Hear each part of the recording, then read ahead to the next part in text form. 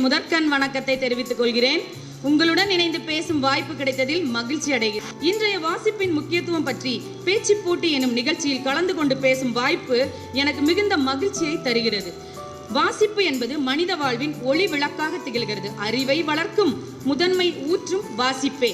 இச்சிறப்பான போட்டியில் கலந்து கொண்டு தங்களுடன் பார்வையும் பேச்சு திறமையும் வெளிப்படுத்தும் மாணவ மாணவியர்கள் அனைவருக்கும் என் மனமார்ந்த பாராட்டுக்கள் மற்றும் வாழ்த்துக்கள். புத்தகம் தொட்டு பார்த்தால் வெறும் காகிதம், தொடர்ந்து படித்தால் அதுவே வெற்றியின் ஆயுதம். புத்திமதி கூறும் பெட்டகமும் இதுவே, புத்தியை ஆக்கும் நூலகமும் இதுவே. நான் இப்பொழுது வாசிப்பின் முக்கியத்துவம் என்ற தலைப்பில் பேசுவதில் மிக்க மகிழ்ச்சி கொள்கிறேன். புத்தகங்கள் மனிதனுக்கு சிறந்த அறிவுத்திறனையும் நுண்ணறிவினையும் வழங்குகிறது.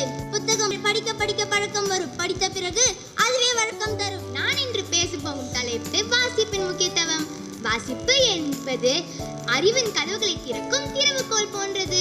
புத்தகங்கள் நமக்கு உலகை அறிமுகப்படுத்தும். புத்தகங்கள் நமக்கு அனைத்து விஷயங்களையும் நம் கண்களுக்கு முன்னே கொண்டு வரும் கண்ணாடி போன்றது.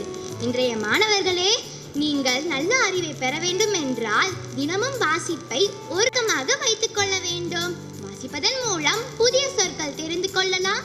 நல்ல வாசிப்பு ஒருவரின் மொழி திறனையும் பேச்சாற்றலையும் வெளிப்படும். வாசிப்பு என்பது ஒரு மனிதனின் வாழ்வில் முக்கிய பங்கு. எனவே அது ஒரு மனிதனின் அறிவுத்திறனையும் மொழித்திறனையும் பேச்சு திறனையும் அதிகரிக்கும். அது ஒரு மனிதனின் மன அழுத்தத்தை குறைக்கும். நீங்கள் தினமும் காலையில் செய்தித்தாள் எடுத்து படிங்கள். 8ஆம் வகுப்பு மற்றும் 9ஆம் வகுப்பு மாணவர்களுக்கான தலைப்பு பாரதியாரின் கண்களில் கல்வி. பாரதியாரின் கண்களில் கல்வி என்னும் தலைப்பில் பேச வருகிறார்கள் நம் 8ஆம் வகுப்பு மாணவர்கள். மகாகவி பாரதியார் தமிழ்நாட்டின் பெருமை மட்டுமல்ல, இந்தியாவின் வீர சிந்தனையாளர். அவரின் கவிதைகள் மட்டுமில்லாமல் அவருடைய எண்ணங்களும் நம்மை கல்வி, சுதந்திரம், சமத்துவம் போன்றவற்றை ஆழமாக சிந்திக்க வைக்கிறது. அவருக்கு கல்வி என்பது புத்தக படிப்பாக மட்டும் பார்க்கவில்லை, அதில் வாழ்க்கை அறிவும் சிந்தனை சுதந்திரமும் மற்றும் சமூக நீதியும் ஆகும். அவர் சொல்வது போல தெய்வத்தை போற்றுவதிலேயும் கல்வியை போற்றுவது மேலானது. பாரதியின் கண்களில் கல்வி என்பது ஒரு தேசத்தை உயர்த்தும் சக்தி வாய்ந்த கருவியாகும். அவர் கல்வியை ஒரு மனிதனின் அடிப்படை உரிமையாகவும் சமூக முன்னேற்றத்திற்கான இன்றியமையாத கருவியாகவும் கருதினார். இதழ்கள், கட்டுரைகள், கவிதைகள் ஆகிய எல்லாவற்றிலும் ஈடுபட்டார். சமூக சீர்திருத்த கருத்துக்களை மக்களிடம் கொண்டு சேர்த்து மக்களை ஊக்கப்படுத்தினார். பாரதியாருக்கு 3 வெளிநாட்டு மொழிகள் உட்பட 32 மொழிகள் தெரியும். யாமறிந்த மொழிகளிலேயே தமிழ் மொழி போல் நீந்தாவது வேறு எங்கும் காணோம் என்று பாரதியார் கூறினார். பாரதியாரின் கவிதைகள் மற்றும் எழுத்துக்களில் கல்வியானது தனிநபரின் வாழ்க்கையை மட்டுமல்லாது ஒட்டுமொத்த சமூகத்தையும் முன்னேற்றும் வல்லமை கொண்டது என்று பாரதியார் நம்பினார். பெண்களின் முன்னேற்றத்தில் கல்வியின் பங்களிப்பை உணர்ந்த பாரதியார் பெண் கல்வியை ஆதரித்தார். பெண்கள் கல்வி பயின்றால்தான் நாடு முன்னேறும் என்று அவர் வலியுறுத்தினார். நடைமுறை வாழ்க்கைக்கு உதவும் வகையில் தொழிற்கல்வியும் அவசியம் என்று பாரதியார் கூறினார். பாரதியார் ஒரு கவிஞர் மட்டுமல்ல, அவர் ஒரு சமூக சீர்திருத்தியும் கூட. அவரது பாடல்கள் மற்றும் கட்டுரைகள் மூலம் அவர் கல்வியை பற்றிய கருத்துக்களை வெளிப்படுத்தியுள்ளார். அவரது கண்களுக்கு கல்வியானது புத்தகங்களை படிப்பது மட்டுமல்ல, அது ஒரு மனிதனின் முழுமையான வளர்ச்சிக்கு வழிவகுப்பது ஆகும் மற்றும் ஒரு முழுமையான கருவியாக இருக்க வேண்டும் என்று நினைத்தார். ஆண்களுக்கு நிகராக பெண்களுக்கும் அனைத்து துறைகளிலும் சம உரிமை வேண்டும் என்று நினைத்தார். ஆண்களுக்கு மற்றும் கல்வி அல்ல, பெண்களுக்கும் என்றும் சொன்னார் பாரதியார். இதன் மூலம் நான் என்ன கூற வருகிறேன் என்றால், நாம் கல்வி கற்றதால் தான் நான் உங்கள் முன்னாடி நின்று அதை பற்றி நான் பேசிக் கொண்டிருக்கிறேன். பாரதியார் பார்வையில் கல்வி என்பது வெறும் எழுத்து மற்றும் எண்களை கற்பிப்பது மட்டுமல்ல, அது ஒரு மனிதனின் முழுமையான வளர்ச்சியை உள்ளடக்கியது. பெண் கல்வியின் அவசியத்தை அவர் அறிந்தார். பெண்கள் படித்தால் மட்டுமே சமுதாயத்தை மேம்படுத்த முடியும் என்று அவர் கூறியுள்ளார். கல்வியின் மிகாதாம் சிறு செல்வம் ஒன்று இல்லையே, கண்மணி கேளடா நீ என்றன் சொல்லையே. செல்வம் நாம் பிறருக்கு தந்தியில் தீண்டிடும், ஆனால் கல்வி தருந்தோறும் மிக சேர்ந்திடும். ஆகவே அனைவரும் கல்வி செல்வத்தை பெற்று நிலையாக வாழ வேண்டும்.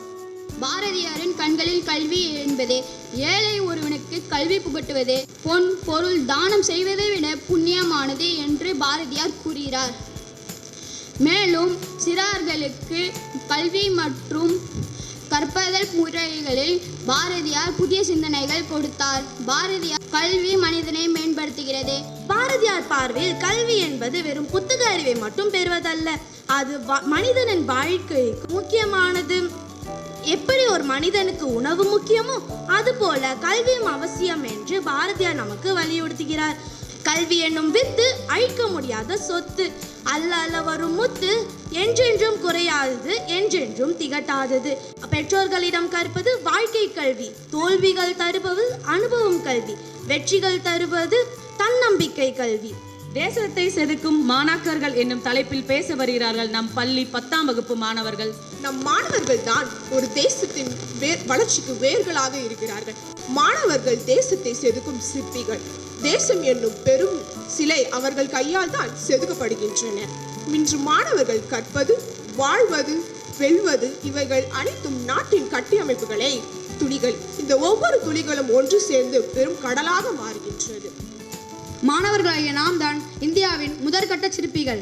ஏனென்றால் அந்த காலத்திலேயே நேதாஜி, மகாத்மா காந்தி போன்றவர்கள் தன் மாணவ பருவத்திலேயே அவர்களை இராணுவத்துக்காக அர்ப்பணித்தனர். அதுபோல இன்று இந்தியாவின் மாணவர்களாக நாம் தான் இந்தியாவின் மாற்றங்களுக்கான சிற்பிகளாக நாம் இருக்கின்றோம். அன்று அப்துல் கலாம் என்ன கூறுகிறார் என்று தெரியுமா? ஒரு முறை நீ கண்டால் அது கனவு, இருமுறை கண்டால் அது ஆசை, அதுவே நீ பலமுறை கண்டால் அது லட்சியம் என்று அடித்து கூறினார் அவர். ஆனால் அது போலவே இன்றும் நாம் லட்சியத்துடன் வாழ்கின்றோம். ஏனென்றால் மாணவர்கள் தான் இன்றைய இந்தியாவின் நம்பிக்கை தீபங்கள். அதுபோல நாம் ஒழுக்கத்தையும் சமூகத்திற்கு அளிக்க வேண்டும். நாம் கற்ற கல்வியை பிறருக்கும் சொல்லித்தர வேண்டும். மாணவர்கள் என்பது ஒரு தேசத்தின் முதுகெலும்பு என்று கூறப்படுகிறது. ஏனெனில் இன்றைய மாணவர்களே நாளைய தலைவர்கள். மாணவர்கள் நல்ல பண்பாட்டுடன் கல்வியை கற்று ஒழுக்கத்துடன் வளர்ந்தால் அந்த நாடும் வளர்ச்சி நிலையை சென்றடையும். மாணவர்கள் கல்வியை கற்று தேர்ச்சி பெறுவது மட்டும் முக்கியமல்ல, சமூக பொறுப்புணர்வும் அவர்களிடம் இருக்க வேண்டும். சூழ்நிலை பாதுகாப்பு, ஒழுக்கம், மக்களுக்கான சேவை, நாட்டுப்பற்று ஆகியவை அவர்களின் வாழ்க்கையின் ஒரு பகுதியாக இருக்க வேண்டும்.